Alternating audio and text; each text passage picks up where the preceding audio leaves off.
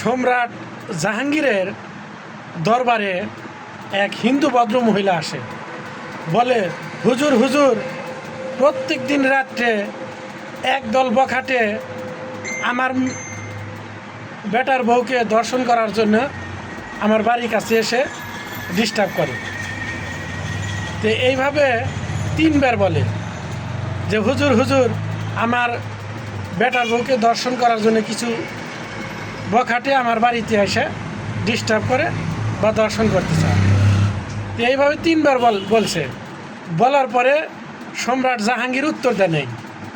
তো উত্তর দেয় নাই মহিলা, ওই হিন্দু মহিলাটা তো ওই হতাশা যে সম্রাটের ইয়েতে আসলাম বিচার পাবো, রাজার এখানে আসলাম বিচার পাবো, কিন্তু হলো না। তো ওই মহিলাটা অভিশাপ দেয়, অভিশাপ দিয়ে চলে যায়।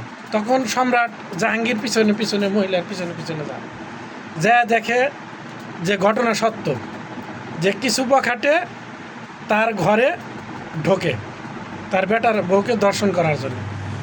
তখন সম্রাট জাহাঙ্গীর বলল যে লাইট অফ করো। লাইট অফ করে ওই দর্শনকারী এক কোপে কল্লা নামা দেয়, নামা দেওয়ার কাছে লাইট অন করে, বাতি জ্বালার জ্বালা কইতেছে 1 গ্লাস পানি দেয়। তাই কইতেছে যে ঠিক আছে, পানি টানি খায়। কইতেছে কালকে আমার দরবারে যাবেন, দরবারে যাবেন। তো দরবারে ওই মহিলাটা গেছে, হিন্দু ভদ্র মহিলা। যাওয়ার পরে বলতেছে যে বলেন তো, আপনার বাড়িতে আমি লাইট অফ করছিলাম কি জন্যে, পানি কি জন্যে খাইছিলাম? কইতেছে যে আমি লাইট এই জন্যে বন্ধ করছি যে যদি আমার ছেলে কিংবা আমার নিকট আত্মীয় হইতো, তাহলে তো মায়ের কারণে আমি খুন করতে পারতাম না, যার কারণে লাইট অফ করছি।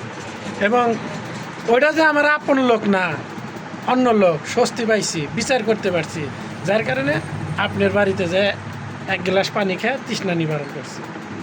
এই অলিকার দর্শনকারীর বিচার। আপনি যদি দর্শনকারীর বিচার যদি করতে চান, একমাত্র বিচার হচ্ছে তার কল্লা কাটা। তাছাড়া এই দুনিয়ার কোনো দর্শনকারী বিচার অন্য ইয়েতে হয় না।